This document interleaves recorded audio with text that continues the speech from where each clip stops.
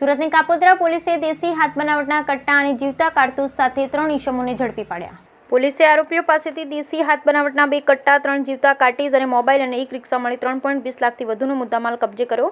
આરોપી દેશી કટ્ટા સાથે 840 કિલોમીટરનું અંતર અલગ અલગ વાહનમાં કાપી સુરત પહોંચ્યો હતો। પોલીસે બંદૂક આપનાર 2 ઈસમોને વોન્ટેડ જાહેર કર્યા। Bureau report Sunil Ganjawala, Surat.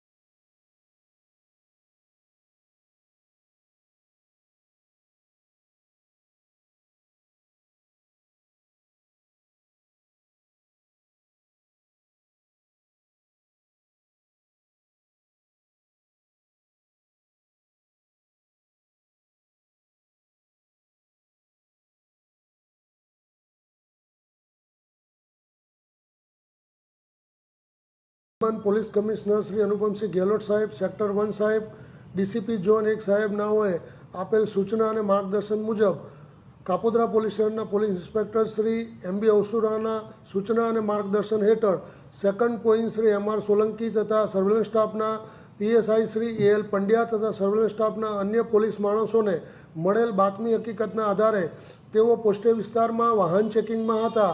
તે દરમિયાન તેઓની બાતમી હકીકતવાળી એક ઓટો રિક્ષા આવતા એ ઓટો રિક્ષાને ઊભી રાખી તેને ચેકિંગ કરતા અને સઘન ચેકિંગ કરતા રિક્ષાની અંદર બેઠેલ 3 ઈસમો પાસેથી દેશી બનાવટના કટ્ટા નંગ 2 તથા જીવતા કાર્ટીસ નંગ 3 તથા 3 મોબાઈલ અને ઓટો રિક્ષા મળી કુલ્લે કિંમત રૂપિયા 3,20,000 જેટલો મુદ્દામાલ હસ્તગત કરવામાં આવેલ છે।